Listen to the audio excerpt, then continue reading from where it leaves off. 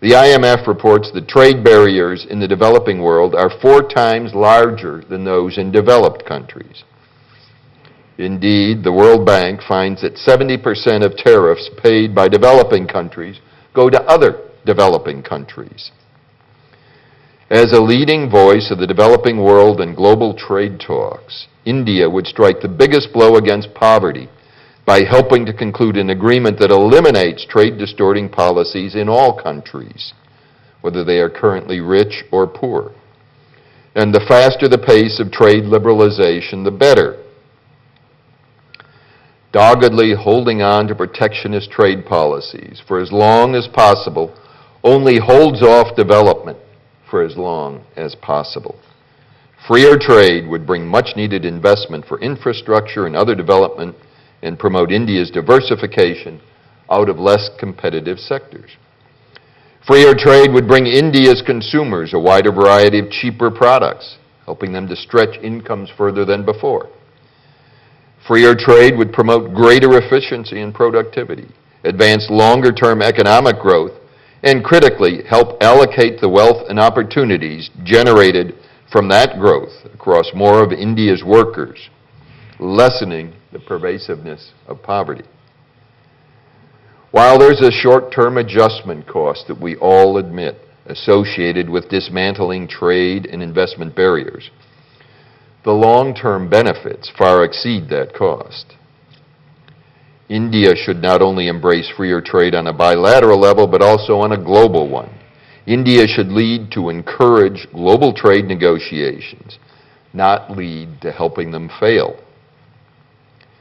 The U.S.-India relationship, we believe, is approaching takeoff. The civil nuclear deal encapsulates its prospects. My colleagues at the Heritage Foundation, particularly our longtime student and expert on Indian affairs, Lisa Curtis, who is with us now, have always been among the foremost proponents of the civil nuclear deal, just specifically for that reason, to tighten our relationship bilaterally, to promote it internationally. The U.S. and India share much in common, a respect for and a commitment to democracy and democratic principles. That growing trading relationship I already mentioned. Interest in improving military-to-military and counterterrorist cooperation. And common geopolitical interests that will strengthen our ties, we believe, in coming years. In Washington, we no longer see India through the South Asia prism, but rather as an emerging global power that can play a significant role in contributing to security and stability in the broader Asia region.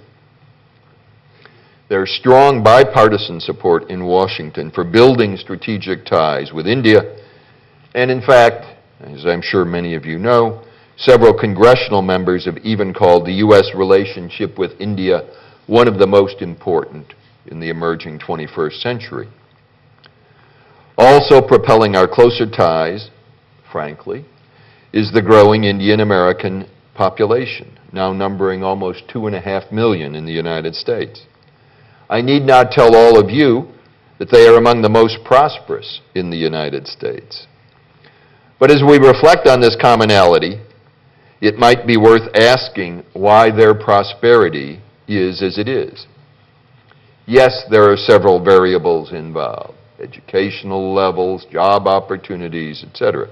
But I would submit to you that at least part of the reason is because of the economic freedoms found in the United States. A critical finding of our index research, a finding replicated year after year, is that economic freedom leads to prosperity. Again, a general rule, the higher the degree of economic freedom, the larger the economy. The larger the economy, the greater the per capita income of the people. In fact, the average per capita income of the free economies is more than that of the mostly free. More strikingly, free economies enjoy more than 7 times the average per capita income of the mostly unfree and repressed economies.